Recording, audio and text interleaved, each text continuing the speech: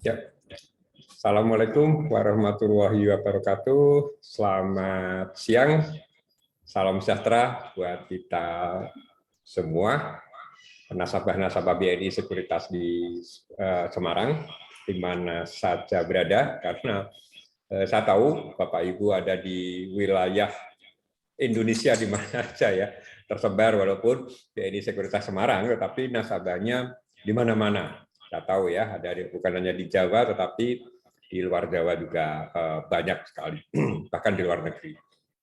Ya, Bapak Ibu, sebagaimana yang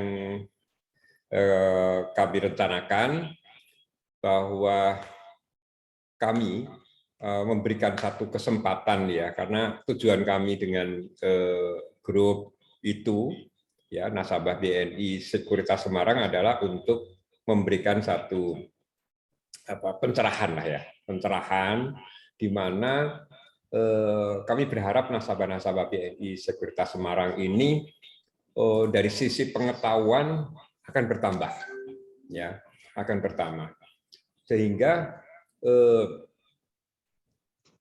seperti yang saya sampaikan bahwa modal utama di dalam berinvestasi di pasar modal khususnya saham ini memang harus ada pengetahuan ya. Jadi kalau tidak ada pengetahuan ya sering saya guyonan begitu, memberikan garam di laut lah ya, dimakan bandar terus nanti. Ini yang sehingga dari pengalaman-pengalaman kami dan pengamatan kami terhadap para nasabah itu memang dibutuhkan satu pengetahuan ya, bahwa nanti setelah ada pengetahuan itu harus juga diikuti dengan kemampuan analisa. Jadi tidak hanya mengandalkan satu feeling saja atau untung-untungan saja atau kata teman saja, tetapi memang kita bisa mandiri dengan mampu untuk menganalisa pada akhirnya ya. Tetapi pengetahuan itu penting sekali sehingga tidak ada lagi pertanyaan-pertanyaan yang sifatnya mendasar gitu ya. Tapi untuk kesempatan-kesempatan inilah saya memberikan meluangkan waktu ya untuk Bapak Ibu untuk banyak bertanya, dan saya tidak akan bosan-bosannya untuk menjawab setiap kali ada pertanyaan yang bisa kami jawab ya. Dan kali ini kami ditemani oleh Julie, salah satu mentor kami di bidang teknikal khususnya, dan ada Aldi ya, admin kami. Nah, Bapak Ibu, beberapa kali memang ada pertanyaan-pertanyaan yang sudah dicatat ya oleh admin kami ya, itu akan kami coba jawab. Dan pada kesempatan ini silahkan nanti kalau Bapak Ibu juga ingin live bertanya langsung setelah ada pertanyaan-pertanyaan ini saya jawab, silahkan ya. Jadi kita akan sampai pada jam berapa di 1 ya, dan 1 ada waktu 1 jam lebih lah ya untuk berdiskusi. Dan ini kalau ini efektif kami akan rutin ya, mungkin seminggu sekali atau atau ada hal-hal yang penting ya kita lakukan seperti ini. Mungkin itu yang saya anggap cukup efektif untuk menjelaskan ini. Baik Bapak Ibu, tadi hari ini saya mengomentari pasar dulu. Ya, pasar ini sudah sering saya sampaikan sulit untuk menebak arahnya kemana.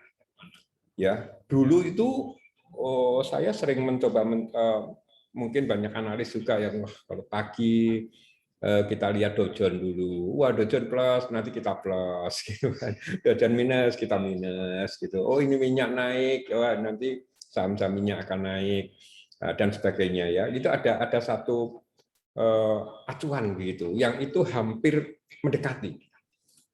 Tetapi sekarang ini, jujur saja ini kan bisa berbolak-balik gitu, ya. Misalnya bursa luar negeri plus, kita belum tentu plus, gitu, dan sebaliknya itu sering kali terjadi. Ya sejak pandemi ini memang luar biasa ininya tingkat kesulitan ya. Tingkat kesulitannya itu lebih sulit lah dibandingkan tahun yang lalu. Itu yang kami pahami ya saat ini, dan tidak hanya saya kira teman-teman analis yang lain juga begitu, sehingga apa rekomen pun belum, ya saya katakan jangan terlalu dipercaya termasuk dari saya, karena bisa berbeda gitu loh, bisa berbeda kan apa yang terjadi dengan kondisi lapangan yang seperti itu. Tetapi tentu saja kami kalaupun harus merekomendasikan itu punya dasar-dasar ya, punya dasar-dasar, tidak asal ngomong begitu ya harus ini beli ini beli itu, enggak seperti itu, walaupun analisis ini tidak selalu benar gitu. Nah, beberapa pertanyaan yang masuk pada kami ini, yang pertama dari Pak Mursita ya, Bu Mursita ya, Bu Mursita ini menanyakan tentang setiap pagi dan sore kita dikasih daftar seperti misalnya season 2 ya, bagaimana kita menentukan data di pengaruhnya harga saham seperti apa. Ini kalau boleh saya tangkap, ini pengaruhnya IHSG terhadap terhadap kemungkinan pasarnya. Jadi gini, IHSG itu, ya kemarin ada pertanyaan juga mungkin dari Pak Sujito, IHSG itu adalah indeks harga saham gabungan. Ya, indeks harga saham gabungan. Setiap saham itu punya indeks masing-masing. Ya. Nah, IHSG itu gabungan dari hampir 800 saham ya, yang sekarang ini ada di bursa ya, listing di bursa, itu digabung. Jadi sederhananya begini, kalau IHSG naik, itu pasar banyak saham yang naik, gitu ya. Tapi walaupun nggak mutlak, nanti saya jelaskan ya. IHSG turun berarti banyak saham yang turun, ya. Itu mayoritas seperti itu. Kita lihat aja ya hari ini IHSG kan sekarang turun ya. Ini ya saham yang turun itu ada 328 ya. Dan yang naik cuma 213, indeksnya turun. Ya. Jadi karena banyaknya saham yang turun, IHSG turun. Nah, apa yang menyebabkan IHSG turun dan naik itu justru kondisi pasar. Nah, kalau pertanyaannya begini, apa yang mempengaruhi IHSG? Nah, begitu mungkin ya sederhana. Itu adalah kondisi pasar. Pasar ini bisa terpengaruh oleh berbagai hal, eksternal maupun internal. Ya, eksternal misalnya, ketika bursa global naik, bagaimana pasar kita? Ketika ada kondisi misalnya Amerika yang ini akan sidang ya, the Fed, itu pengaruh nggak terhadap IHSG kita? Pengaruh. Ya. Jadi fokusnya investor ini secara makro ya, itu melihat dulu eksternalnya apa. Nah, eksternal yang mana? Eksternal yang mempunyai pengaruh kuat terhadap pasar dunia. Itu mana? Wall Street, Amerika. Itu jujur ya. Jadi ketika the Fed itu bank sentral Amerika itu mau menetapkan suku bunga misalnya atau mengambil kebijakan ekonomi tentang keuangan, ekonomi dan keuangan itu berpengaruh terhadap pasar dunia. Jadi kenapa kok kita ikut-ikutan mendengarkan the Fed mau sidang tuh, apa pedulinya? Apa pengaruhnya? Berpengaruh. Ya, jadi Bapak Ibu sebelum mungkin menjadi investor saham, mungkin nggak ada ininya lah, dengarkan mau the Fed mau sidang, harga minyak mau dunia naik, harga timah naik, harga nikel naik, itu nggak penting itu mungkin dulu ya. Tetapi begitu Bapak Ibu masuk ke bursa, ya investasi di pasar modal khususnya saham itu menjadi penting, ya menjadi penting. Jadi kalau saya sampaikan bahwa bisnis ini memang benar-benar bisnis informasi. Kita harus sering mendengar, melihat, ya, mendengar paling tidak ya, itu apa yang terjadi. Itu yang perlu Bapak Ibu perhatikan ya. Sehingga IHSG ini adalah menjadi orang kenapa pengaruhnya. Kalau begitu melihat IHSG hijau gitu ya atau naik ya, itu ada semangat ya untuk membeli saham dan sebagainya, itu ada semangat itu. Tapi beda lagi kalau coba indeks merah, ya, apalagi merah membara, merah turunnya tajam. Orang mau beli itu menjadi apa? Ya menjadi kurang semangat. Bahkan kemungkinan takut begitu indeks merah dia malah jualan. Jadi harga saham itu akan tertekan, gitu ya. Itu pengaruhnya antara IHSG dengan harga pasar. Jadi kondisi pasar dulu, kondisi pasar baik itu akan melihat ya dari sisi makro dan dari sisi eksternal dan internal. Internal juga begitu. Kita lihat ada apa di Indonesia ya. Katakanlah ya di Indonesia kasus COVID naik tajam misalnya. Orang kan takut. Ya, itu internal. Atau di Indonesia sedang ada kebijakan-kebijakan pemerintah, misalnya kemarin pembatasan batu bara ekspor, itu internal kan. Nah, berpengaruh kan terhadap kondisi pasar, kondisi bursa, terutama pada saham-saham yang berhubungan dengan batu bara. Itu. Jadi eksternal tadi ada faktor itu misalnya the Fed, ada harga komoditas, ada perang ancaman ini ya Ukraina mau panas mau manas, ini kan berpengaruh terhadap keuangan sistem terhadap pasar keuangan dunia termasuk Indonesia. Kenapa? Kita nggak ada batas lagi. Ya, kita itu cepat sekali terpengaruh. Pasar keuangan itu sensitif sekali terhadap kondisi yang ada di dunia ini.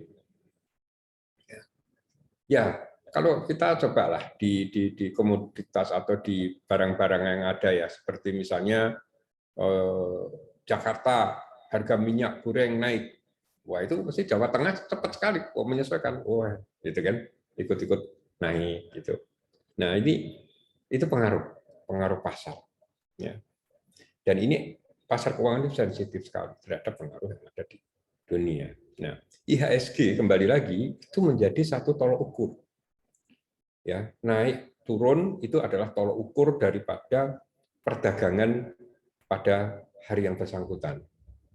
Jadi kalau hari ini indeks turun, ya tadi kan sempat naik turun, ya coba aja lihat beberapa sahamnya seperti itu, naik turun mengikuti. Ya, ini arah mana yang lebih, ini kayak telur sama ayam, mana yang mempengaruhi dulu harga saham dulu atau IHSG dulu, gitu kan? IHSG harga saham banyak turun, IHSG turun, atau IHSG turun dulu, baru terpengaruh lagi ke harga saham. Itu seperti itu ya, Bapak Ibu. Terus yang kedua adalah bagaimana menentukan kapan kita masuk untuk membeli dan menjual satu saham untuk dari membaca grafik. Nah, ini nanti akan dijawab oleh rekan saya Juli ya, termasuk apa yang dimaksud dengan istilah resisten dan support. Moga-moga Juli sudah siap ya. Nanti saya lanjutkan dulu. Juli sudah siap, Jul? Sudah. Bisa, siap, Pak. Ya, oke. Nanti bagian Anda tolong dijawab ya. Ini yang teknikal ini. Gitu. Saya lanjut dulu. Ya. Nah, selain dari sisi teknikal ya, bagaimana menentukan kapan kita masuk membeli dan menjual satu saham, ini dari sisi yang lain ya, yang selain teknikal, itu adalah bagaimana kita, kalau saya ini aliran selain fundamentalis ya, mendasarkan pada kinerja, saya juga aliran bandarmologi. Ya, jurus bandarmologi. Saya mempelajari, bukan saya bandar, saya mempelajari tentang bandarmologi itu. Jadi sedikit mirip ya. Kalau saya ada begini, investor itu agak senang membeli saham mungkin kalau ketika turun begitu. Wah, ini turun, kapan belinya? Ini mumpung turun. Anda pertanyaan gitu. Ya, boleh jadi, ya boleh jadi. Anda mendapatkan turun dan membeli di harga itu dengan harapan apa? Setelah membeli naik lagi. Tentu begitu. Nah, tetapi pertanyaannya turun itu sampai seberapa? Ya, ini merasa kita udah turun, udah rendah kita beli. Tapi ternyata setelah kita beli bukan naik tapi turun lagi, bisa kan? Seperti itu. Ya, jadi saya kurang suka, saya pribadi kurang suka membeli saham yang begitu turun, itu saya istilahkan dengan menangkap pisau jatuh. Jadi ketika turun merasa saya sudah merendah, saya beli misalnya. Turun lagi. Nah, itu bisa jadi konsekuensinya atau resikonya seperti itu. Memang harapannya, wah ini mumpung rendah, beli. Udah rendah kok, naik. Itu kan keinginan kita. Tetapi keinginan pasar itu bisa berbeda. Nah, bagaimana dengan jurus saya itu? Itu kalau saya lebih suka kalau yang sudah mantul. Saya seringkali katakan di dalam grup, belum ada sinyal mantul. Gitu. Jadi saya pengen setelah ada sinyal tidak diterendah, begitu misalnya harga turun-turun, terus baru naik mungkin 2-3 poin ya, ketika naik itulah saatnya saya beli. Mungkin Bapak Ibu, wah itu terlambat dong Pak, kenapa tadi enggak yang paling rendah? Iya, itu konsekuensinya. Tapi bagaimana tadi kalau di paling rendah terus masih turun lagi? Ya, kalau ini naik artinya apa? Saya menafsirkannya, wah ini sudah ada mantul lah, sudah ada tanda-tanda harga di bawah ini sudah mulai jenuh jual. Orang mulai oke. Ya, jadi ketika naik 1-2 poin memang terlambat, tetapi menurut saya lebih confirm harga itu akan naik. Itu dari sisi jurus bandarmologi. Nanti kapan saya akan sampaikan tentang bandarmologi itu secara khusus ya. Dan ini sedang saya kebut bukunya ya, udah beberapa ini terlambat terus. Saya akan serius untuk menggarap buku itu. Ya, itu dari sisi saya. Terus ada Pak Kamto, apa yang saham dikeluarkan? Apa efek saham yang dikeluarkan dari indeks LQ45? Pertanyaannya dari Pak Kamto ya ini ya. Nah, begini, indeks itu selain IHSG kan ada indeks macam-macam tuh, IDX 30, indeks Kompas 100, ada bisnis, ada indeks LQ45, ada JII, Jakarta Islamic Index, itu adalah isinya saham-saham yang syariah gitu ya. Nah, LQ45 itu apa? Pengertiannya ini buat teman-teman pemula. LQ45 itu adalah 45 saham dari sekitar tadi 800-an saham itu oleh Bursa Efek dinilai yang paling liquid. Liquid. LQ45. Jadi 45 saham yang paling liquid. Artinya apa? Paling liquid itu yang sering terjadi jual beli. Beli saat ini ada barangnya, ada sahamnya, bisa dapat. Jual saat ini bisa juga laku. Ya soal harga naik turun ya pasar. Tetapi kalau Bapak Ibu mau membeli saham di LQ45, itu mau beli kapan saja itu ada sahamnya. Jual juga laku. Berbeda dengan saham-saham yang non LQ. Apalagi saham-saham yang tidur, yang tidak liquid, itu susah. Mau beli juga susah, mau jual juga susah. Karena belum tentu ada yang beli maupun ada yang jual. Nah ini. Nah LQ45 itu dianggap yang paling liquid. Saya tegaskan paling liquid ya, bukan paling bagus dari sisi kinerja. Ada saham yang rugi, ya, tapi liquid. Nah, itu masuk di LQ45. Ya, jadi ini ukurannya bukan kinerja, tetapi likuiditas. Ya, ada kan saham-saham yang udah rugi gitu. Nah, memang saham-saham LQ45 rata ya, bukan semua. Itu biasanya saham-saham yang cukup bagus secara fundamental. Ya, jadi efeknya apa kalau dikeluarkan dari indeks 45? Nah, ya seperti gini. Investor-investor asing, investor institusi, itu biasanya punya kriteria. Kalau mau beli saham, itu masuk yang LQ45. Kenapa? Karena ketika dia butuh uang, jual cepat, beli cepat. Itu pertimbangannya itu. Nah, ketika saham itu keluar dari LQ45, tentu mereka menjadi nggak suka kan. Aduh, ini nggak masuk kriteria, saya nggak beli LQ45. Saya nggak beli. Itulah akibatnya bisa berpengaruh terhadap harga saham yang masuk LQ45. Bisa turun karena yang tadinya ada pembeli jadi nggak ada pembeli, atau yang tadinya mempunyai karena tahu keluar dari LQ45 dijual sekalian. Jadi pengaruhnya seperti itu. Ya. Selanjutnya tender offer itu gimana? Terus kalau ada tender offer, apakah sahamnya akan naik atau bakal turun? Lalu gap itu apakah akan tertutup? Ya, ini yang mengenai gap itu nanti Juli. Tender offer itu adalah ada satu pihak, ya, ada pihak yang ingin membeli lebih dari 20% ya saham masyarakat yang ada saham beredar. Nah, karena itu dia melakukan tender offer. Dia umumkan di koran. Siapa yang mau menjual saham, silahkan. Nanti saya yang beli. Itu misalnya saya pihak yang membeli. Ya, harganya kita tentukan. Ya, itu ada aturannya ya. Apakah misalnya harga itu sekarang harganya Rp300. Saya akan membeli 20% dengan harga, tapi harganya 310. Tapi 20%.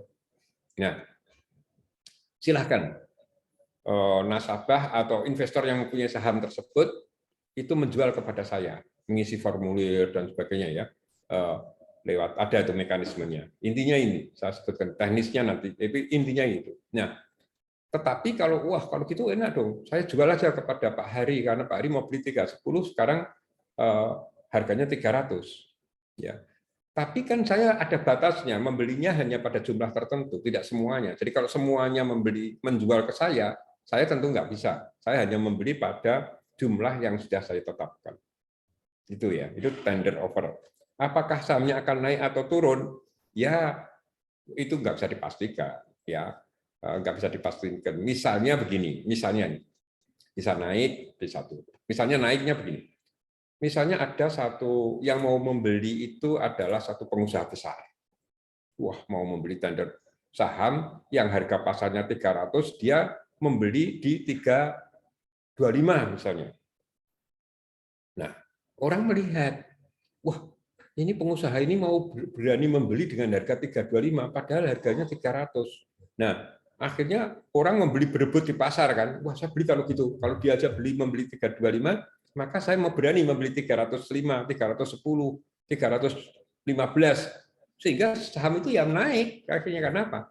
Rasa ada kepercayaan terhadap investor itu yang mau membeli dengan harga 325.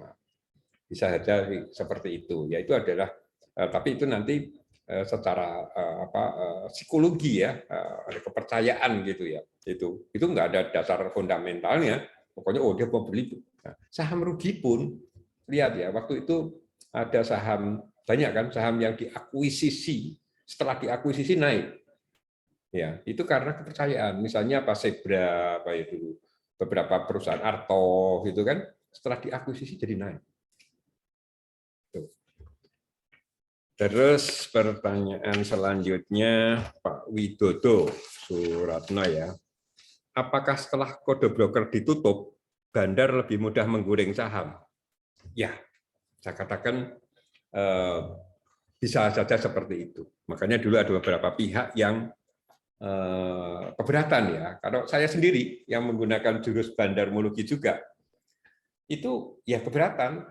Terus terang ya saya menjadi kehilangan salah satu ya, kalau kehilangan salah satu analisis saya. Ketika itu kan saya bisa melihat tuh, oh ini broker ini yang hari ini beli banyak, besok yang jual banyak ini. Itu saya analisa. Oh berarti pembelinya yang signifikan ini saya biasanya dinamakan bandarnya ini, gitu kan. Ada apa itu kode-kode saham tertentu ya, kode broker. Itu seperti itu. Jadi ketika ini hilang, maka saya kehilangan salah satu analisis saya. Ya bisa malam sudah terlambat gitu ya. Sekarang masih bisa tapi malam. Oh kita lihat ya itu seperti apa. Nah itu jadi itu memang bandarmologi ini mereka di luar teknikal, di luar fundamental. Jadi dia bisa merusak garis-garis teknikal, bisa merusak apa yang menjadi acuan atau standar fundamental gitu kan. Ada saham yang murah, price earning ratio-nya kecil, book value-nya kecil, harganya nggak naik-naik gitu ya. Atau sebaliknya, saham yang sudah mahal karena dimainkan oleh bandar, maka harga saham itu akan terus naik. Ya ini kan ada harus apa adanya. Saya sampaikan bahwa yang namanya bandar itu ya itu ada, tapi jangan ditanya siapa, ya saya nggak ngerti. Ya, tetapi permainan semacam itu ada, gitu loh. Dan dia menggunakan cara-cara ini secara legal, artinya tidak melanggar gitu, karena dia melakukan hanya trik-trik saja yang dia lakukan, ya trik-trik saja. Makanya kemarin sering kan teman-teman, ini gimana Pak, mau naik apa mau turun? Ini dari sisi kacamata mana? Kalau dari sisi kacamata bandarmologi, saya lihat biasanya bandarmologi ini membalik teori klasik. Kalau teori klasik itu bidnya banyak, ya, artinya minat belinya banyak, itu harga cenderung naik. Ya, yang mau jual banyak, harga cenderung turun. Ini dilihat dari bid offer saja kan Bapak itu kelihatan. Tetapi untuk saham-saham tertentu yang di maintenance bandar itu balikannya. Biasanya semakin diganjel banyak, itu sahamnya nggak naik-naik, bahkan mungkin nanti akan turun. Perhatikan saja. Ya tidak semua saham, tapi saham-saham yang dalam tanda petik sedang digoreng oleh bandar, itu cara mainnya seperti itu. Jadi jangan terlalu optimis dulu. Kalau melihat ganjelan-ganjelan beli besar, terus Anda membeli di harga atas. Itu bisa dikerjain sama bandar. Ya, itu seperti itu, Bapak Ibu. Jadi oke, terus mengapa dan bagaimana cara mekanisme harga naik atau turun drastis di awal akhir sesi? Apakah bisa dideteksi akan ada perubahan tersebut? Nah, ini kembali begini. Walaupun sekarang ini pihak BI itu mengatur ya untuk pra-closing ya atau pra-opening itu jamnya diacak. Tetapi toh tembus juga kan, yang namanya bandar-bandar ini ngerjain peraturan itu bisa aja. Jadi kadang-kadang di akhir bursa ya, perdagangan itu kan saham bisa jret naik gitu kan, tinggi, atau sebaliknya diturunkan anjlok. Nah, ini memang bisa dilakukan. Mengapa dan bagaimana cara mekanisme harga naik? Ya, begini.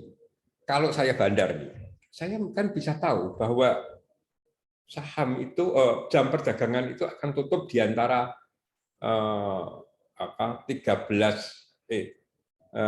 jam 3 kurang ya. Jam 3 kurang itu ya, berarti jam 14.58 ya, atau sampai jam 15. Cuma 2 menit. Saya lihat aja bid offer-nya itu begini. Ya. Jadi saya tarik ke atas melebihi saya melebihi penjualan yang paling rendah. Oh ini paling rendah. Misalnya bid offer-nya nih yang jual 215 200 atau 220 gitu ya, yang beli 218 gitu kan, dua ini ya fraksinya. Ada lagi yang atas 222 223. Ini kalau saya mau tarik ke atas kan saya bisa ngitung aja, 2022 berapa, 2020 berapa, saya langsung ambil di 2023 aja, langsung 3 harga saya ambil semua. Kalau saya ingin menaikkan harga tersebut ya, itu jret gitu, itu udah tutupnya udah 2024 ya, 2020, 2022, 2024 biasa 3 harga saya ambil semua dengan harga yang paling tinggi, karena yang diakui adalah nanti closingnya itu adalah harga yang terjadi dengan volume terbanyak. Volume terbanyak. Jadi kalau 2020 hanya 1.000, 200 itu 220 itu 2.000 misalnya, terus di 222 itu terjadi di 2.300 misalnya ya, terus di atasnya lagi 2.500, maka yang diakui itu yang 2.500 itu. Lihat gitu ya. Nah, itu yang nanti akan terjadi harga yang paling baik volumenya ya, dari sisi volumenya. Ya, itu yang mana? Nah, itu pada menjelang akhir dia akan lakukan itu. Nah, terus yang kelima itu Pak Kusaidi ya. Pak Kusaidi menanyakan tentang warren. Warren untuk apa dan bagaimana risikonya. Oke. Nah, Warren itu adalah hampir seperti right issue. Warren itu adalah pemanis. Itu hak, ya. Warren itu hak. Hak untuk membeli saham untuk jangka waktu yang akan datang sekian tahun, ya, atau sekian bulan dengan harga yang ditentukan sekarang. Jadi kalau sekarang harga saham itu 150, mungkin dia 3 tahun kemudian dia akan diberi kesempatan untuk membeli seharga 180 misalnya. Padahal sekarang 150. Tapi itu boleh 3 tahun yang akan datang. Ya. Jadi dengan memiliki Warren itu punya kesempatan untuk membeli. Kalau Warren itu nantinya ternyata 3 tahun kemudian kok harganya 200 lebih atau di atas 180, kan dia untung, dia bisa membeli harga 180, bukan 200 misalnya.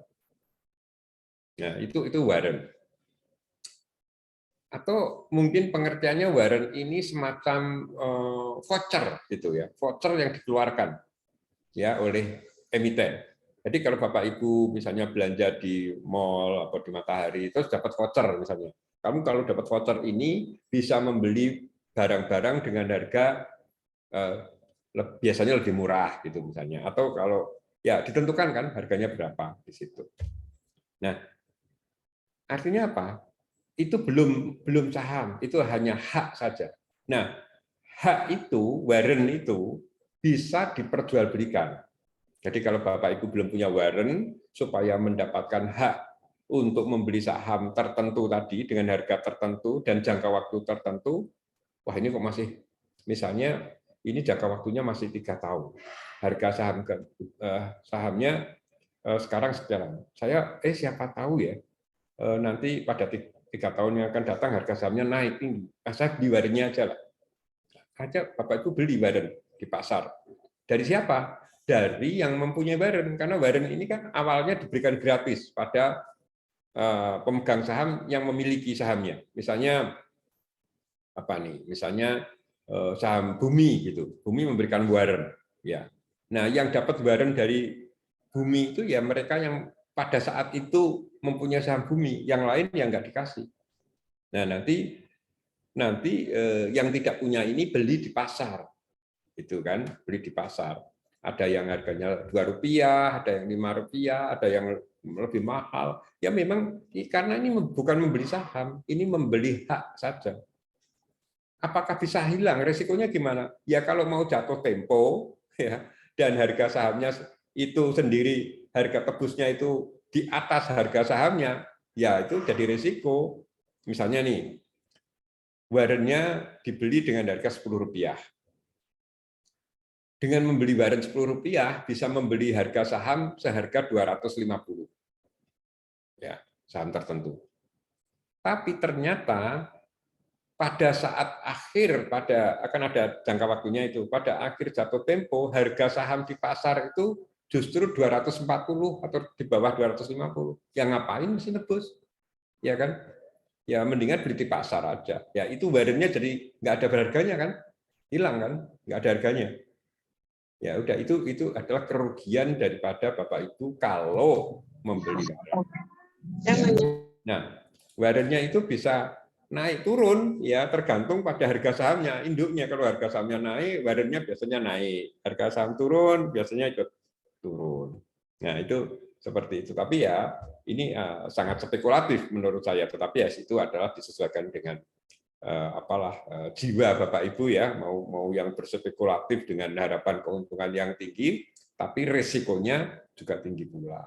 Nah itu Bapak Ibu yang saya sampaikan mengenai Warren ya, Warren itu. Nah itu hampir sama dengan apa? Dengan Wright lah ya. Kalau Wright jangka waktunya lebih pendek lah, mungkin 2 minggu gitu. Kalau Warren tuh bisa sampai 5 tahun ya. Jadi memang rame itu lah. Kalau mau beli Warren gimana? Lihat ini dulu. Jatuh temponya kapan? Masih lama enggak? Jangan-jangan harganya Rp5 tapi jatuh temponya tinggal 5 hari lagi. Ya bisa hilang itu Rp5 itu. Gitu kan? Itu Bapak Ibu. Nah, berkaitan dengan pertanyaan saham-saham, ini sampai berapa, itu ada ya kemarin ya. Itu menurut saya ya apa ya, kalau saya atau Yuli menjawabnya ini kan tidak bisa terus tepat gitu ya. Nah, menjadi apa, nggak enak rasanya gitu ya untuk ini kan sampai begini gitu. Kalau nggak tepat, kalau tepat sih ya syukur ya. Tetapi begini aja, saya lebih senang menjelaskan mengenai tolok ukur saya itu. Saya membeli saham tadi saya jelaskan, kalau nanti Yuli dari sisi teknikal, saya dari sisi fundamental misalnya. Saya akan membeli saham kalau pernya misalnya di bawah rata-rata, bukan di paling rendah berapa ya, di bawah rata-rata. Kalau rata-rata industri misalnya rata industri apa ini perbankan misalnya rata-rata 20 ya price earning ratio-nya. Kok ada saham yang price earning ratio-nya 10 atau 12? Oh, ini berarti price earning ratio-nya di bawah rata-rata. Ini dapat saya katakan, oh ini murah. Ini hanya salah satu ya, salah satu tolak ukur fundamental. Karena selain price earning ratio, saya juga melihat biasanya pertumbuhan. Saham ini tumbuh nggak, EPS-nya, labanya. Dari tahun ke tahun saya lihat, naik apa enggak? Ada pertumbuhan enggak? Ya, selain ada pertumbuhan, price earning ratio-nya di bawah rata-rata industri yang sama, ya sahamnya cukup liquid, terus price book value-nya juga rendah, ya sahabat secara rendah itu juga saya saya bandingkan dengan rata-rata industri yang sama. Nah, inilah yang mendasarkan saya untuk memilih saham tersebut. Itu kalau dasarnya fundamental, ya. Tapi kalau saya menggunakan jurus bandarmologi, saya melihat tadi pantulan-pantulannya, terus cara belinya bagaimana, cara jualnya bagaimana, cara tawar-tawarannya seperti apa. Itu bandarmologi, ya, bisa tidak menganut fundamental, tidak menganut teknikal gitu ya. Tapi saya biasanya mengkombinasikan, ya. Pertama saya lihat fundamentalnya dulu, baru saya menggunakan jurus bandarmologinya. Jadi dua analisis yang saya gabung gitu ya. Kalau ini gagal atau saya masih ada ini gitu. Jadi pasti saya cari ini fundamental dan prospek yang baik dulu. Kalau bandarmologinya bisa salah, ya udah, yang penting saya beli saham yang secara fundamental dan prospek bagus, ya akhirnya kita tinggal sabar aja menunggu kapan naik lagi gitu ya. Itu seperti itu. Itu ada beberapa cara gitu yang bisa Bapak lakukan ya. Saya biasanya menggunakan RTI ya RTI. Coba misalnya contoh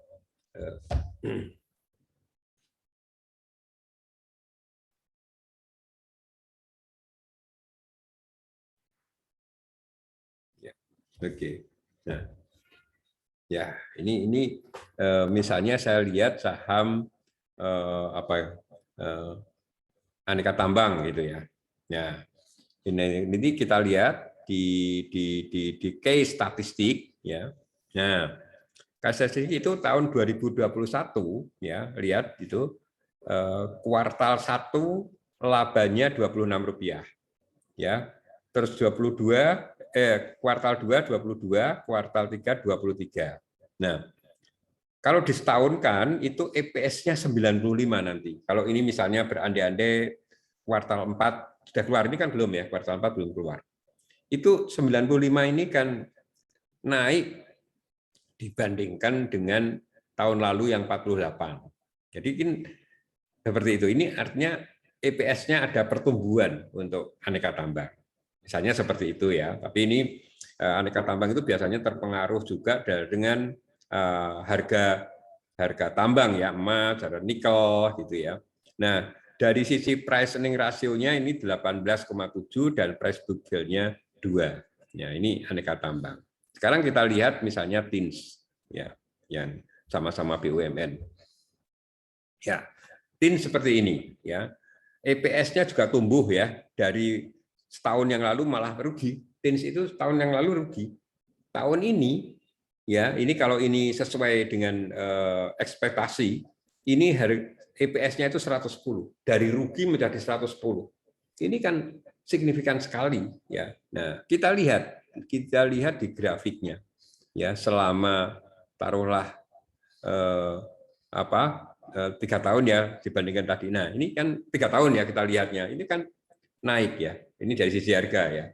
Dari sisi harga ini ada kenaikan ketika dulu dibandingkan dengan ketika tahun yang lalu itu mengalami kerugian. Ini dari tahun 2020 ya, dari 46 sekarang menjadi 110, harganya dulu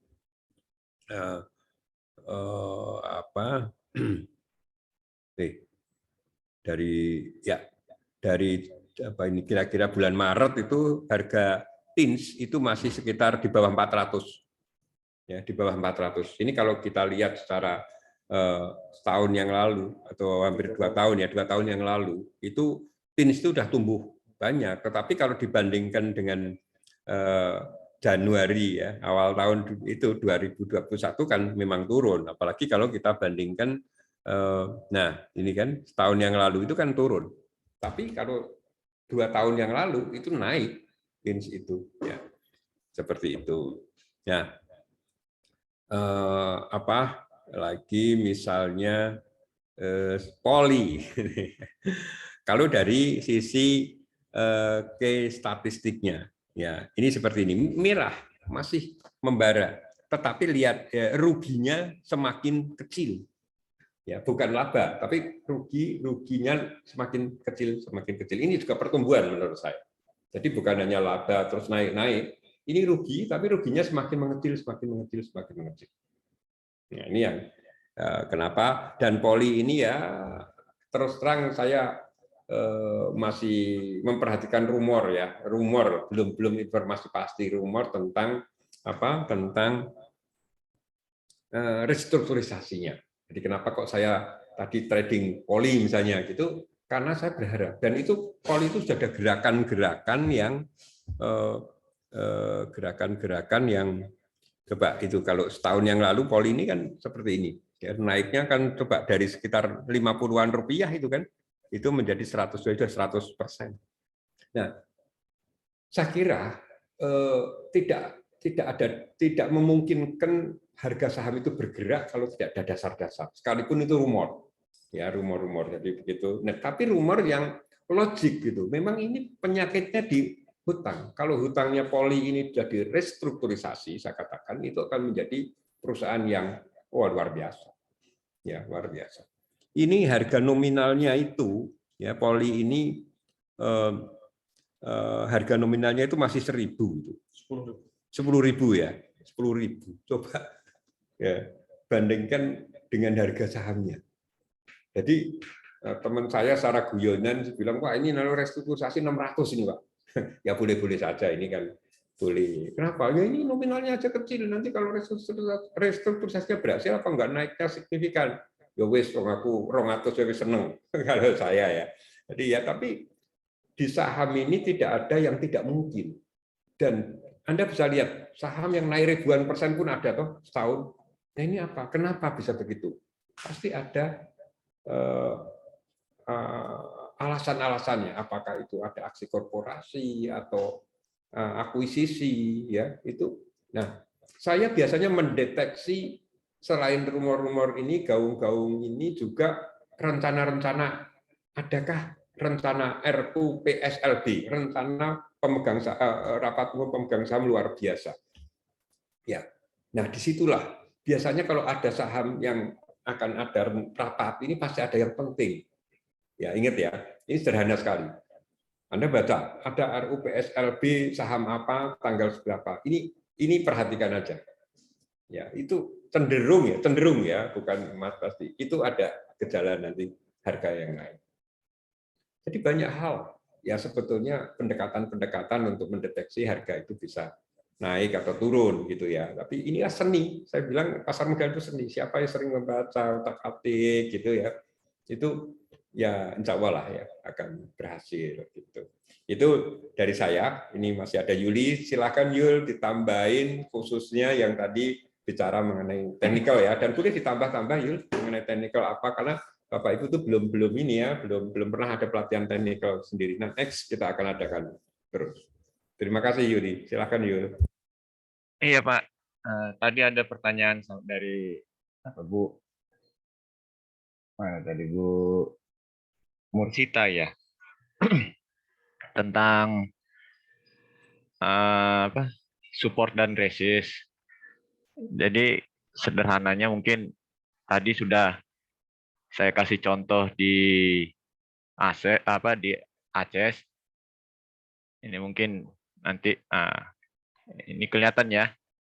Bentar.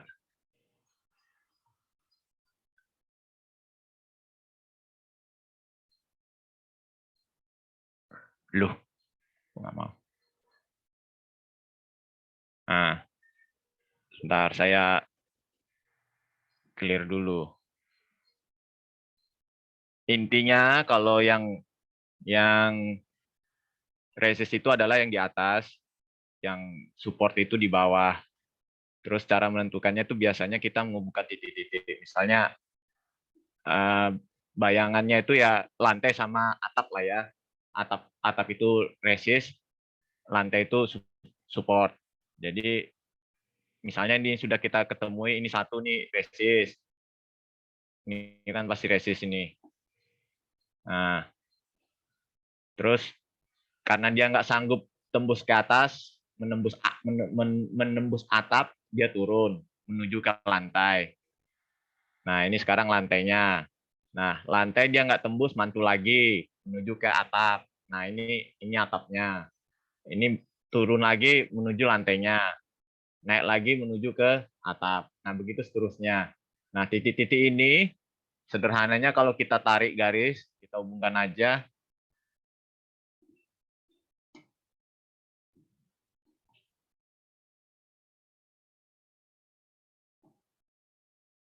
Nah, ini membentuk namanya resist. Yang tadi yang di akses toh saya sudah sudah saya share di grup. Nah, yang di bawah ini akan membentuk support.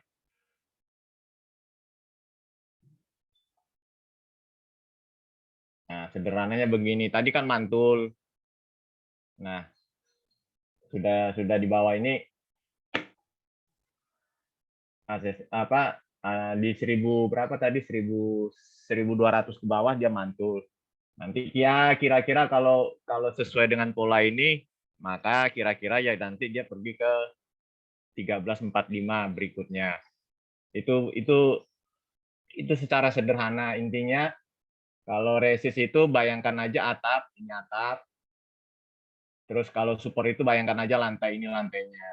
Setiap lantai atau ratap tidak ditembus, dia akan membentuk suatu pola yang seperti begini. Ini kan pola jadinya. Bentuk-bentuknya kan jadi pola. Ini pola-pola sederhananya begini. Ya begini kalau ini teknikal sederhananya seperti ini. Ini contohnya tadi mantul ya. Yang tadi akses tadi mantul. Ya kira-kira begitu, Pak Ari. Kalau yang tadi. Baik, ya, ya. Saya kira ya, tapi tadi ada gap apa ya? Oh ya gap, oh sekalian ini. Nih, ini kan tanggal berapa nih? Tanggal 21 Januari kemarin kan akses itu ada gap ini. Ini sekarang kita upload. Nah, ini kan gap. Karena closingnya di 1300 tanggal 20 Januari, openingnya pada tanggal 21 Januari kan 1290. Makanya ini ada gap 10 poin. Walaupun ini sudah ditutup tapi namanya ini open gap down. Nah, target pertama tadi yang kalau kita lihat dia mantul ini ya ini sebenarnya juga di 1300 untuk mengejar ini. Itu menjadi resist. Kalau yang model open gap down, beberapa ya kita lihat banyak yang open gap down kemarin itu termasuk contohnya ya ini tadi yang paling sederhana ya karena sekalian menerangkan resist sama support. Kalau yang lain itu ya kemarin sih di enggak nih ya BTN. Nah, BTN-nya contohnya ini. Nah, jadi memang kalau saham-saham yang sudah seperti ini ada, ini kalau dia nggak mantul, nggak kembali balik di atas ini, memang cenderung turun. Ini seperti BTN ini kan memang begitu.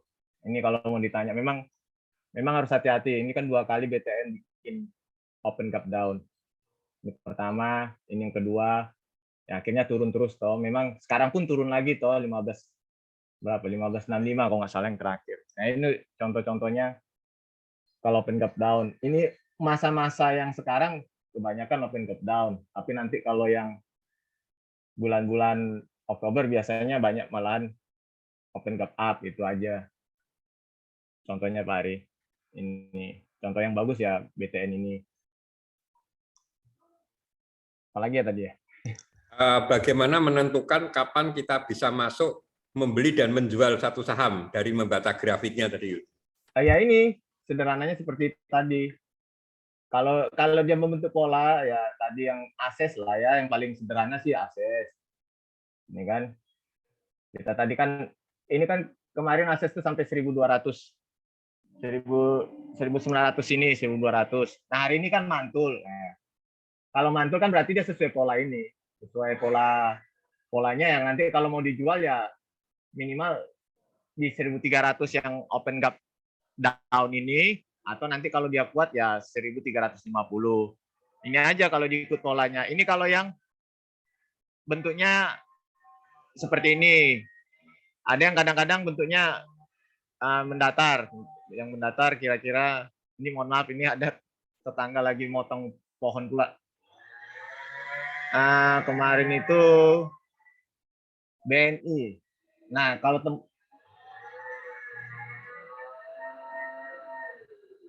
ini yang BNI yang sederhana. Nah, ini yang masih, ya sekarang BNI-nya tadi sempat tembus 7.000 berapa kan? Ini nih. 7.300 kayaknya tadi kalau nggak salah. Nah, biasanya BNI cuma bergerak di sini, sekarang sudah tembus. Kalau mau sederhananya ya ini atapnya di sini, lantainya di sini.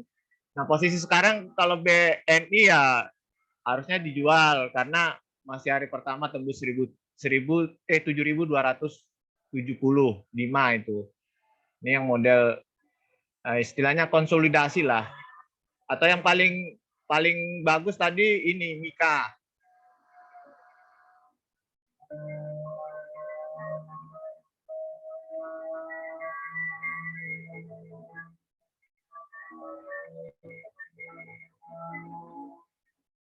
Mika tadi sudah hampir kena resist. Jadi kalau Mika itu asal harganya sudah di atas 2.400 itu jual.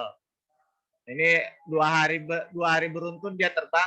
Mungkin kemarin karena ini biasanya sih karena kasusnya COVID naik, ini biasanya naik sendiri. Kemarin juga tahun lalu dia modelnya juga begitu. Ketika COVID dia naik ini. Ya ini sederhananya. Asal kita lihat ini kan namanya yang tadi atapnya nggak pernah tembus 2.400, ya udah jangan ngotot. Kalau sudah sampai 2.400 Bapak Ibu jual. Sepertinya kemarin sempat sentuh 2.400 ya itu saatnya keluar dulu. Ambil profit lah. Gitu aja Pak Hari. Sederhananya kalau saya begitu. Baik ya, ya. Atau ini satu lagi, Java lah. Contohnya yang kemarin, kan ini sering Pak Ari pakai kok. Java, ya ini juga kalau sudah istilahnya sudah di atas 1.780 dijual aja, nanti mana masuk lagi di, nah kan ini aja. Atapnya 1.790. Nanti Bapak Ibu masuk di bawah 1.700 ya, biasanya di 1.650 kalau nanti kalau nanti harganya turun lagi ke 1.650 ya silakan masuk. Ini kan atap, ini lantainya. Nah, udah, ini yang sederhana. Gitu Pak Ari. Baik Yul, terima kasih ini Bapak Ibu, tadi penjelasan dari Yuli ya secara teknikal. Nah, sekarang silahkan yang live ini Bapak Ibu yang hadir, kalau ada pertanyaan bisa saya jawab dan juga ada Yuli, silahkan langsung saja ya lewat ini bukan lewat chat ya, langsung aja mic-nya dinyalakan. Kita masih ada waktu sampai jam 1, jadi saya beri kesempatan untuk bertanya. Saya boleh bertanya, Pak Hari? Boleh dong. Iya, sama saya Abdul Aziz. Saya pengen bertanya ini untuk saham Arto atau Bang Jago ya. Udah 2 hari kemarin kan itu saya lihat grafiknya turun-turun lagi. Itu untuk menganalisanya gimana? Karena kan sebelumnya dia naik tinggi itu sampai di angka 19.000 ya. Nah sekarang itu di harga 15.800 sampai 15.700 gitu. Mohon analisanya Pak Hari. Karena saya pas ngelihat itu kejebak juga tuh, ini turun lagi kata saya. Pas beli kemarin, wah sekarang turun lagi gitu. Itu aja sih analisa di Arto Bang Jago. Iya. Oke, nanti secara teknikal akan dijawab mungkin oleh Juli ya. Tapi saya sih katakan secara sederhana aja dulu ya, bahwa Arto ini kan ya tadi kita melihatnya jangan sekilas sekarang, tetapi beberapa waktu yang lalu ya, dalam kurun waktu 1 tahun Arto ya itu sudah naik 306%. 306%. Ya. 306%. Ya, ini ya dari data yang ada. Jadi kalau sekarang ada koreksi-koreksi itu ya menurut saya wajar gitu, karena harga itu kan naik begitu signifikan sekali. Coba siapa yang pengen ini kan, yang tidak ingin take profit ketika memiliki saham Arto ini. Jadi saya sungguh ini pribadi. Saya sungguh tidak berani gitu ya ketika melihat satu saham yang naiknya sudah signifikan, dan dari sisi kita lihat dari sisi fundamental nih ya. Dari fundamental ini Arto ini masih rugi. Nah, itu bukan masuk kriteria saya ya, bukan masuk kriteria saya. Jadi saya bisa salah ya, mungkin enggak begitu Pak. Ya boleh, namanya pendapat nggak ada yang benar. Tapi saya lebih cenderung ke arah realitas gitu. Sudah apa sih? Ya memang ini yang diharapkan kan Bang Arto ini dengan teknologinya digital itu ke depan akan luar biasa, begitu kan? Tetapi itu namanya bicara prospek gitu. Itu bagus juga sih. Cuma apakah prospek ini logik atau tidak? Itu yang saya, kalau sudah naik 300% ini, aduh saya ini, dan juga Bang Arto ini ya dari sisi volume terjadinya transaksi itu kan kecil-kecil. Coba cuma 74 lot paling ya, kurang dari 1.000 lah ya. Lot-lotnya kan kecil-kecil. Jadi dia dinaikkan mau diturunkan itu gampang sekali. Gitu, dan ini menjadi ya tadi akhirnya menjadi satu mudah untuk dipermainkan secara bandarmologi. Nah, apakah ini penurunan itu seperti itu? Saya tidak tahu persisnya tentu saja ya. Tapi saya kan boleh punya kriteria pemilihan. Jadi kalau Arto ini memang di luar pilihan atau analisis saya untuk memilih saham tersebut, Mas. Terus terang aja ya. Baik Pak. Ya, ini karena saya melibat lanjutnya karena dari pernyataan Pak Heri tadi, saya kadang-kadang kayak gitu, saya ngeliat wah ini lagi udah turun banyak nih, wah kayaknya kalau ini udah di kayak tadi Mas Juli, kalau udah turun banyak ini kayaknya udah di atap nih gitu kan. Masih main feeling sih karena memang masih bertahap untuk belajar teknikalnya. Oke, terima kasih banyak Pak Heri. Ya namanya kita sharing ya Pak ya, jadi bisa aja untuk pertimbangan itu. Jadi memang tidak semudah membeli saham, itu tidak semudah membeli kacang goreng yang kelihatan begitu ya. Ini kan nggak kelihatan itu. Jadi ada data-data yang lain, pertimbangan yang lain gitu ya. Ini adalah untuk pembelajaran kita untuk memilih saham, itu harus dilihat juga kronologisnya seperti apa. Sekarang harus tiba-tiba orang melihat Arto, wah ini sudah turun. Sekarang turun berapa ini? Sekian persen. Mungkin menganggap itu sudah murah mungkin ya. Tetapi kalau dilihat secara tadi setahun yang lalu, ternyata ini mahal banget, sudah mahal banget itu. Perlu dipertimbangkan juga. Baik, mungkin Yuli akan menambahkan kalau dari sisi grafik atau technical, Jul, ada kemungkinan untuk mantul lagi.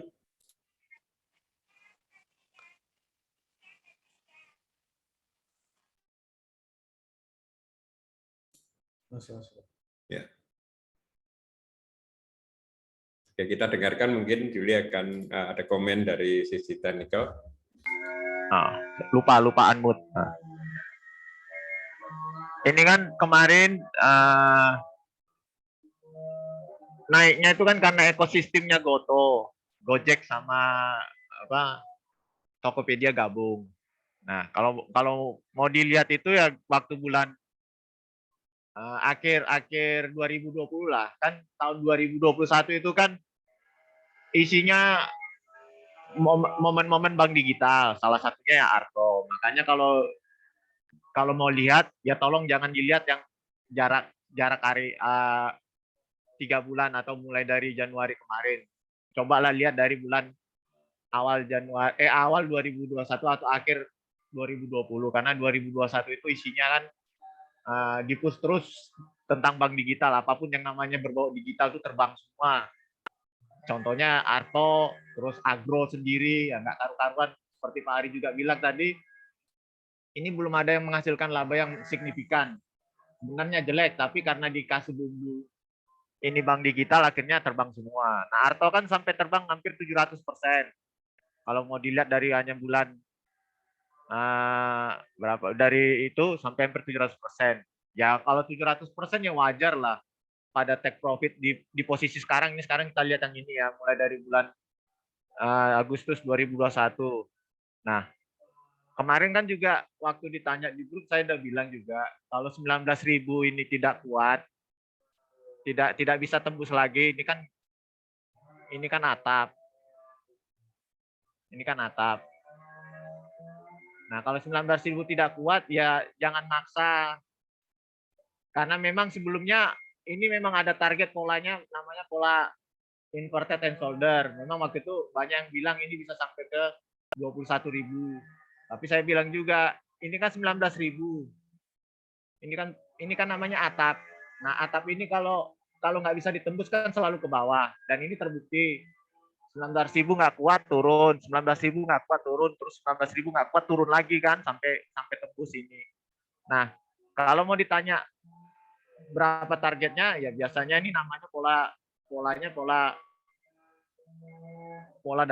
double top namanya. Ya saya kemarin juga bilang ya kira-kira turunnya sampai berapa kemarin? 14.500 ya sekitar ini. Ini kan juga jadinya support. Ini kan jadinya support ya sekitar di sinilah kalau mau mengambil lagi. Tapi ya seperti tadi hati-hati juga. Kita harus melihat ke belakang lagi bahwa ini sudah naik dari awal 2021 sampai sekarang itu sudah naik hampir 600%. Ya istilahnya wajar lah orang take profit. Jangan kita di sini yang jadi bagian cuci piring juga gitu. Kalau saya ya untuk yang bank digital, karena memang bagi saya valuasinya ini nggak masuk akal kalau bank digital.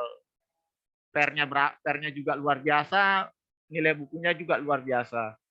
Saya itu kalau perbankan patokannya itu adalah bank BCA yang paling mahal. Apapun bank kalau nilai bukunya price book value-nya lebih dari BCA, bagi saya itu nggak masuk akal. Kenapa? Bank BCA itu adalah bank terbesar secara aset di Indonesia. Nggak mungkin dong bank yang asetnya lebih kecil dari BCA kok dihargai lebih mahal. Nah itu tapi kan kemarin kan semua dipakai embel-embel digital, itu aja. Hati-hati aja kalau saya digital. Oke, ya. Baik. Berarti standar paling tinggi masih di 7.700, 7.800 ya, Mas Jo? Bank BCA itu ya. Lah ya, Bang Arto toh? Oke. Nah itu intinya kalau saya. Oke, berarti kita harus buka flashback dari grafiknya tahun sebelumnya. Jadi jangan jelas. Beberapa bulan terakhir ya. Jelas. Saya kecolongan di situ. Katanya udah 19.000, terus lama di 17.000. Sekarang di 16.000. Wah, ini kayaknya oke. Saya ambil. Wah, pas ambil turun lagi. Wah, ini bener banget ini. Oke. Keren. Ya ini. 14.500 paling kemungkinan. Kalau mau mantul, kalau mau nyoba masuk ya sekitar situ lah. Oke. Baik ya. Terima kasih Juli ya, jawabannya, Mas Aldo juga pertanyaannya. Mungkin yang lain masih ada pertanyaan lagi, silakan Bapak Ibu. santai aja ya, santai aja. Kita pokoknya diskusi. Monggo.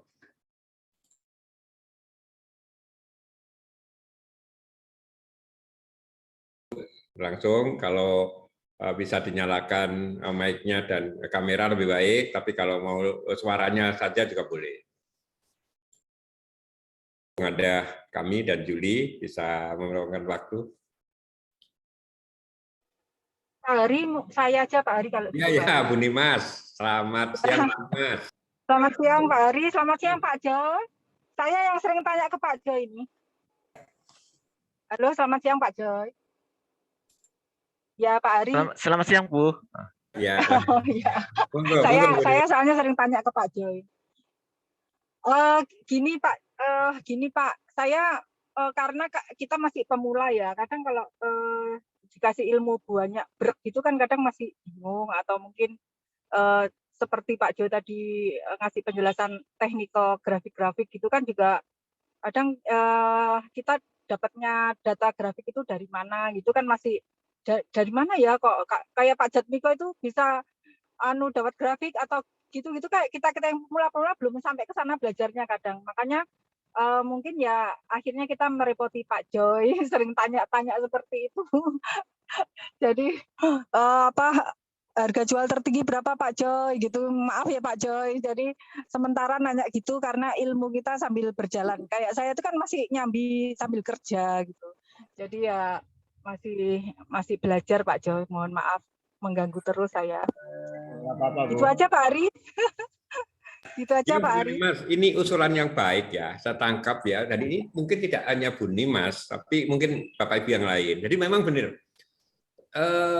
Kita, Juli, khususnya mungkin yang teknikal, itu kan belum pernah mengadakan pelatihan dasar dari awal. Sehingga mungkin sebagian orang bingung, loh ini ngambilnya gerak garis ini gimana, terus sistemnya ini gimana, gitu kan. Nah, itu Juli akan, ya mungkin ini ya Juli ya, kita akan coba cari waktu ya, mungkin mulai dasar, itu kan chart Nexus yang dipakai Juli kan, teknikal itu banyak gitu kan. Mungkin mulainya dari download ini dulu, mungkin yang sederhana-sederhana gitu ya. Itu ya Bu, kami akan perhatikan sekali supaya ini tadi memang maksud saya dan Juli itu kita memberikan satu dasar-dasar gitu ya. Jadi kalau ditanya tentang sahamnya ini naik jadi berapa, wah itu kalau saya tahu ya saya kaya gitu ya.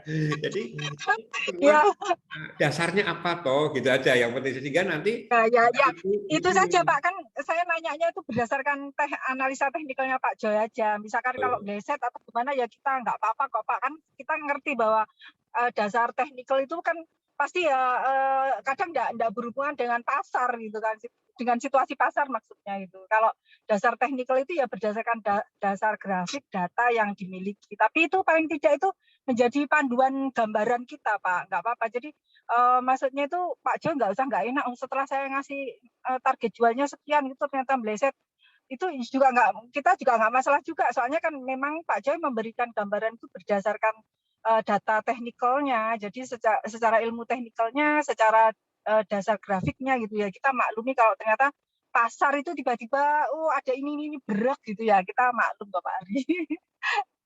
Tapi saya terima kasih banyak, paling tidak itu membantu yang dikasih yang dikasih guiding sama Pak Jo itu paling tidak membantu saya, jadi membantu kita pasti ya, ternyata gambarannya kalau segini gitu Pak, nggak apa-apa Pak Ari.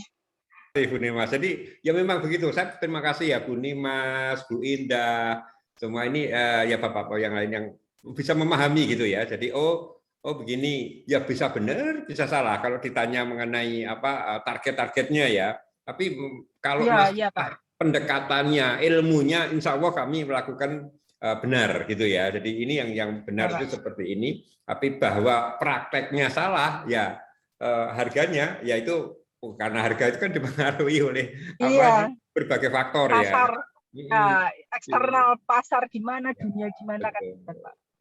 Tadi faktor bandarmologi itu, waduh itu merusak itu Bu. Pokoknya dia tahu, teknikalnya itu begini. Kalau disupport begini, ini ini akan ada naik. Itu pengertian pemula ya. Ini pasti dihajar lagi oleh bandar. Oh, biar aja. Kalau ini saya balik, dia beli, saya jual.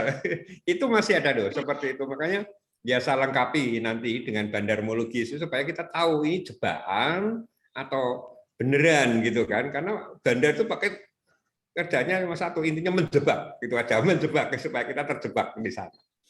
Itu ya, Bu Nimas. Matur nuwun itu. Ya, Pak. Terima kasih. Silakan. Terima kasih, Ya. Pak Joy. Terima kasih, Pak Joy. Mungkin Bapak Ibu yang lain kita santai kok, bisa menerima semua usulan, semua pertanyaan. Satu pertanyaan lagi. Apa? Satu pertanyaan. Oh iya, satu pertanyaan lagi mungkin. Kita ya ada waktu sebelum jam 1 biar kita bisa makan siang sama-sama. Kalau ada, tadi direkam ya kita. Ya, jadi oke. Ya, Bapak Ibu, kalau tidak ada ya mungkin next kita akan adakan segini ya, siang gitu, mungkin ada waktu. Memang kalau teman-teman ya beda-beda ya, ada yang pengennya malam, ada yang pengennya sore, ada yang siang, ya tadi tentatif lah. Kalau saya juga pas luang gitu dan ada waktu ya sekali tempo siang, sekali tempo malam gitu ya, misalnya itu ya tergantung sama-sama ya waktunya. Tetapi dalam hal edukasi semacam ini, saya minta untuk Aldi ya memang direkam gitu ya untuk bisa dipelajari kembali. Tetapi saya juga lebih senang kalau Bapak Ibu interaktif juga gitu ya, sehingga bisa nyambung ya antara apa yang dimaksud ya, dan saya menjelaskannya pun bisa mungkin lebih detail dengan cara seperti ini. Gitu ya Bapak Ibu ya. Moga-moga pasar hari ini ya saya nggak tahu ya ininya, karena ini concernnya terus terang lagi pada fokus ke rencana The Fed yang mau naikin suku bunga ya. Dalam bulan Maret ada disebutkan akan naik 4 kali. Nah, di mana biasanya pasar keuangan suku bunga dengan pasar modal ini berlawanan. Semakin harga bunga tinggi, maka itu tidak menguntungkan buat pasar karena kan dia akan beralih. Bunga kan risikonya lebih kecil ya gitu. Oh, tanam misalnya nih deposito sekarang sekitar 4%. Mungkin kalau deposito di Indonesia naik menjadi 6-7%, orang menjadi deposito lagi. Gitu kan. Ambillah duitnya dari saham ke sana karena di sana risikonya kecil gitu. Nanti kalau rendah dia balik lagi ke saham. Aduh, sekarang ini deposito cuma 4% setahun. Di saham toh bisa seminggu 5% misalnya. Ya, itu seperti itu memang itulah yang terjadi di pasar kita. Jadi fokusnya sedang di sana. Moga-moga semuanya happy aja ya, kita memanfaatkan kondisi. Jadi ada yang senang dalam kefluktuatifan seperti ini, orang bisa memanfaatkan ya naik turunnya seperti itu. Jadi taruhlah tadi beberapa saham yang fluktuatif itu kan ya bagaimana kita beli dan kita jual gitu ya, itu trading. Ya memang sudah sering kali saya katakan, saya sekarang lebih senang ke trading untuk sementara ini karena ya kondisinya memang seperti ini. Jadi saya memanfaatkan kapan beli, nanti sebentar jual lagi. Ya kalau dapat 1-2% sehari juga oke. Ya, jadi itu Bapak Ibu sekalian. Terima kasih perhatiannya. Semoga apa yang kami sampaikan bermanfaat dan jangan sungkan untuk bertanya karena memang kami ada untuk melayani para nasabah BNI Sekuritas di Semarang khususnya, supaya lebih banyak pengetahuan dan ya ujungnya ya insya Allah lebih hasilnya nanti bisa dinikmati Bapak Ibu sekalian ya di dalam berinvestasi ini. Jadi cerita horor yang rugi yang hilang ini bisa kita sedikit-sedikit kita hilangkan dan jadi ke benar-benar cuan gitu ya. Dan kita akan terus nanti akan ada episode-episode yang lain ya tentang pelatihan psikologi belum ya, psikologi trading penting sekali ya karena kita berhubungan dengan psikologi kita ya. Kalau kita tamak, kita tergrogi atau kondisi kita tidak stabil itu, waduh itu mempengaruhi cara investasi kita. Terima kasih Bapak Ibu sekalian, sekali lagi mohon maaf kalau ada kekurangan. Assalamualaikum warahmatullahi wabarakatuh. Selamat makan siang. Happy trading, happy cuan.